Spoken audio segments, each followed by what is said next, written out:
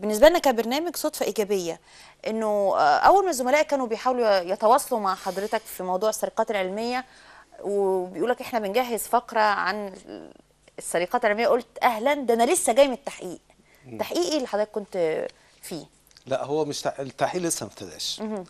هو الحمد لله انا بتشرف ان انا ليا مقالات كثيره في مجال التعليم، وبالذات في مجال مقاومه السرقات العلميه بشكل عام وبشكل خاص. يعني في وقائع معينه عارفينها فبنتكلم عليها، وفي وقائع عامه برضو بنتعرض ليها. وبعدين فوجئت في اليوم اللي اتصلوا بيا ان انا كنت مستدعى في الجامعه للتحقيق في شكوى مقدمها احد اللي حضرتك وصفتيهم بانهم لصوص، بيعتبر ان المقال اللي انا كاتبه تعليقا على مقال اخر في قذف وسب بحقه وفي اهانه للجامعه. يعني احنا اللي احنا قبل ما نعرف اذا كان في سب وقذف نعرف الملابسات ايه، يعني ايه السرقه العلميه اللي حضرتك شاهدتها؟ لا، هي سرقه علميه حاله متكرره.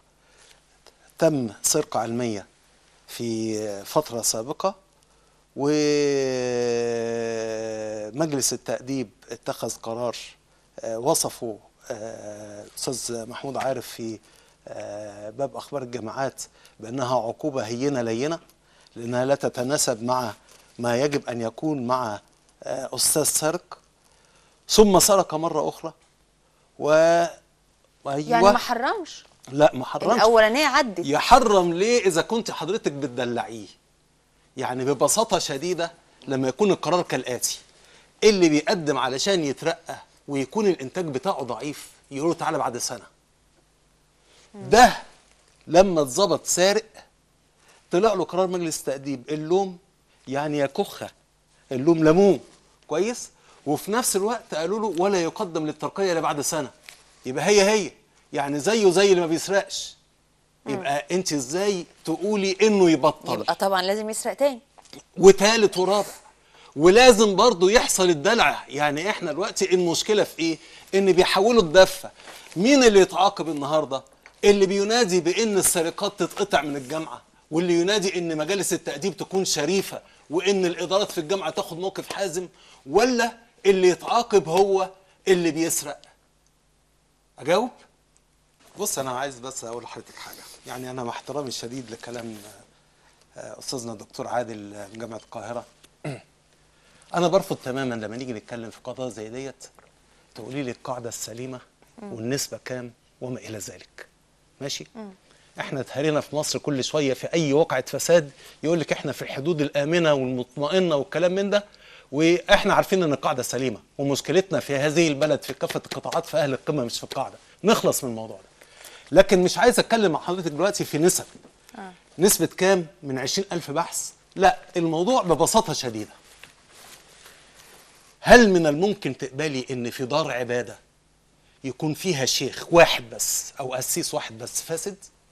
ولا يجب ان يبطل؟ القضيه ليست قضيه عدد. لما بتكلم في مجال التربيه وفي مجال التعليم مش قضيه عدد، دي قضيه موقف ومبدا.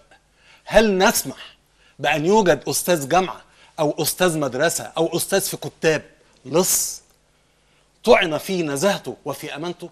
هل يصح انه يجلس في مقعد المربي؟ هل يصح انه يجلس في مقعد القدوه؟ هل يصح انه يفرق لي؟ يبقى اذا خلينا نتكلم دلوقتي النسبه كبيره او صغيره ايا كانت، ولكن العقاب ايه؟ زي ما قال الدكتور عادل. يبقى احنا النهارده مش جايين نتكلم على السرقه العلميه نسبتها كام. السرقه العلميه بتزيد علشان بتدلعيهم وبتحميهم، وبتشيل الدكتوره.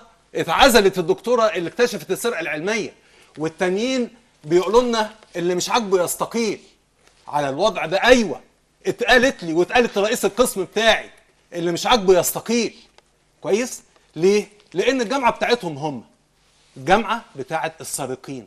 الموضوع باختصار شديد زي ما بقول لحضرتك، نتفق من دلوقتي على ان النسبه كبيره او صغيره ما تهمنيش، ولكن العقوبه ماذا تكون العقوبه؟ هل يصح؟ انا بوجه الكلام دلوقتي للناس اللي بره الاستوديو، مش بوجهه للجامعه. هل انتوا تقبلوا ان ولادكم اللي يكون منهم اساتذه في مدارس في كتاتيب يكونوا اصلا لصوص؟ انا عايز اقول لحضرتك حاجه: اسالي البنك الاهلي، لو واحد سرق 50 جنيه من خزنه البنك الاهلي هيعمل فيه ايه؟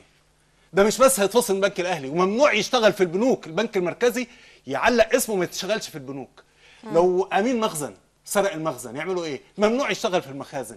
هان علينا اولادنا اقل من الخزنه واقل من المخازن، هان علينا شباب مصر، هان علينا اولاد مصر. ما هي المشكله ينفع الكلام ده؟ دكتور عادل قاسم، ادي الاستبشاع اللي حضرتك بتتكلم عليه، ده اللي غايب.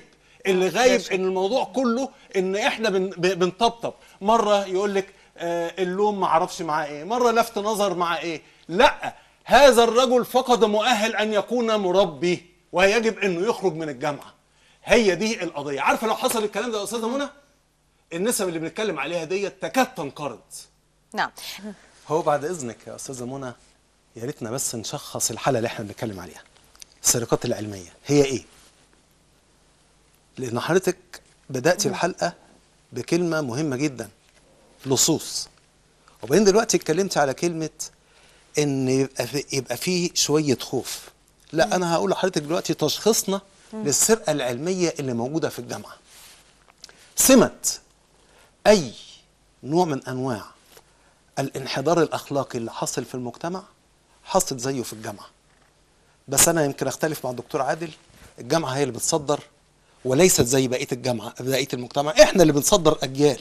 لما الطالب بيجي يشوف ان انا بهنبك وبخش المحاضره واقلب معاه واضحك معاه واعمل، بيطلع يكروت. ولما بيشوف ان انا سارق كويس بيغش ويطلع وياخد رشوه. وبالتالي احنا اللي بنصدر للمجتمع. ودي الخطوره، ان الاصلاح يبدا من الجامعه ويبدا من القضاء ويبدا من الصحافه، اللي هي الثلاث فئات اللي النهارده بيتحاربوا.